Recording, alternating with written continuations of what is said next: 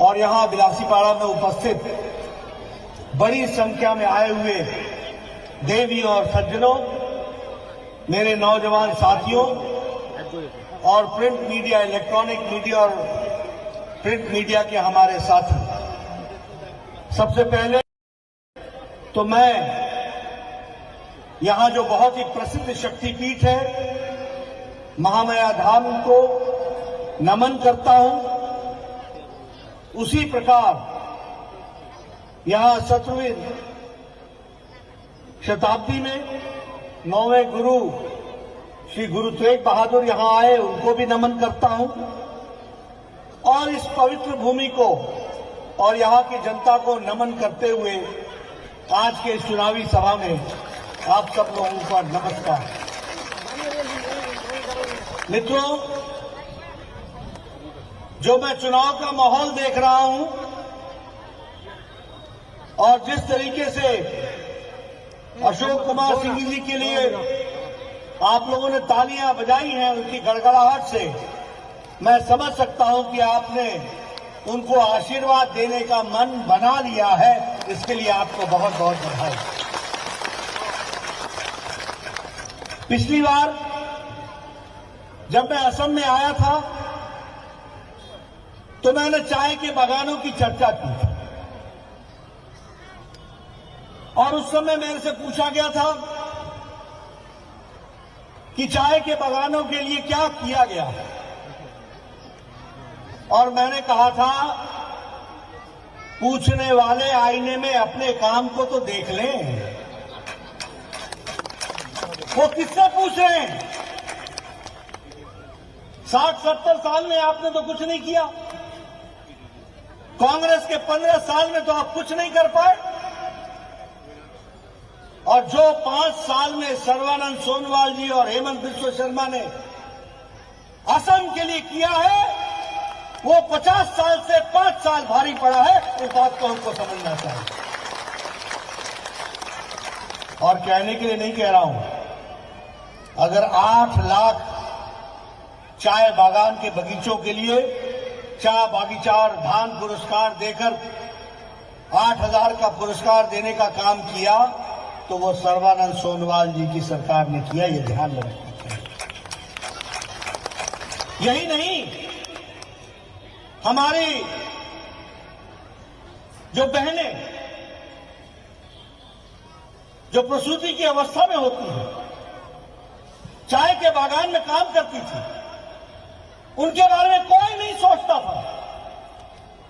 उनको उस समय जब वो प्रसूति की अवस्था में होती हैं और उसके बाद उनके लिए 12,000 रुपए की व्यवस्था करके उनकी जीवन चले, उनकी लीला चले, बच्चों की देखरेख हो सके, इसकी चिंता थी।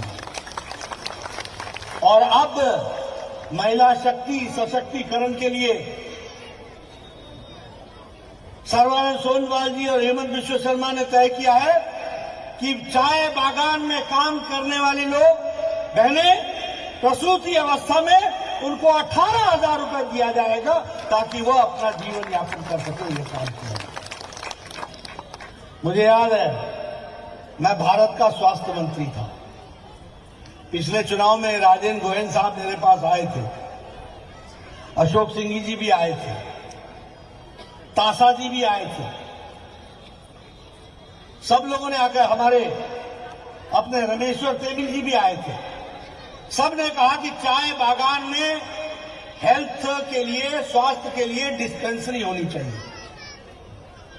मैंने कहा मैं तैयार हूं। मुझे पता लगा कि चाय के बागीचे में डिस्पेंसरी के लिए मलकियत नहीं मिलती है, इसलिए सरकार को जमीन नहीं मिल पाएगी, इसलिए डिस्पेंसरी नहीं बन रही। मैंने प्रधानमंत्री जी से चर्चा की। प्रधानमंत्री जी ने कहा, नड्डा तुम स्वास्थ्य मंत्री हो, मैंने स्वास्थ्य मंत्री बनाया है, निर्णय लेने में सक्षम हो, तुम फैसला करो, लेकिन चाय के बागीचे वाले बिना स्वास्थ्य सेवाओं के नहीं रहने चाहिए, इसकी चिंता करो। और मुझे तब याद है कि मैंने 130 मोबाइल मेडिकल यूनिट गुवाहाटी से भेजकर चाय के बगीचों में स्वास्थ्य की चिंता की गई, ये हमको ध्यान में रखना चाहिए। वैसे ही 1000 करोड़ रुपए अभी चाय के बगीचों के लिए नरेंद्र मोदी जी, हमारे प्रधानमंत्री जी ने सिर्फ चाय के बगीचे में बहनों के विकास के लिए, बच्चों के विकास के लिए इस साल रखा है। इसको हमको ध्यान में रखना चाहिए। स्वास्थ्य के लिए, शिक्षा के लिए, सड़कों के लिए। अभी मेरे को पता लगा कांग्रेसी नेता बोल रहे थे कि कोई प्रगति नहीं हुई है, प्रगति नहीं हुई है। मैंने कहा इनको नहीं दिखेगी प्रगति, इनको नहीं दिखेगी सड़कें, इनको नहीं दिखेगी कि बागीचे को जाने वाली सड़कें हर पक्की हो गई हैं। इनको इसलिए नहीं दिखेगी क्योंकि 5 साल में इनकी प्रगति नहीं हुई है। ये प्रगति प्रगति चिल्ला रहे हैं, ये अपनी प्रगति नहीं हुई। कहने लगे कि जुमलाबाजी और प्रगति में अंतर होता है। मैंने कहा मैं तो जानता हूं। दादी, पापा और मम्मी ने जुमलाबाजी ही तो की थी, और क्या किया था? बोलो, गरीबी हटाओ का नारा लगाया था कि नहीं लगाया था? तो गरीबी हटी क्या उस समय? बोलो, बोला था कि नहीं शासन उसको दो जो शासन कर सके, शासन चला पाए क्या? कहते थे भ्रष्टाचार मुक्त सरकार देंगे, और क्या दिया? भ्रष्टाचार युक्त सरकार दी, ऊपर से नीचे तक भ्रष्टाचार। जुमले तुम करो और प्रगति हमको समझाओ। अरे प्रगति तो हमने की। मैंने आपको चाय के बगीचे की बात बताई। आयुष्मान भारत उठा लो, उज्ज्वला योजना उठा लो, उजाला योजना उठा लो, सौभाग्य योजना उठा लो। मैं एक बात यहां पर बड़े स्पष्ट शब्दों में कहना चाहता हूं।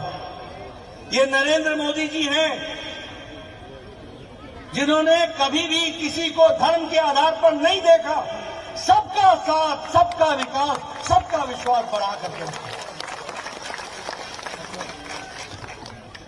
पिछले 60-70 सालों में तुमने समाज को बांट के रखा।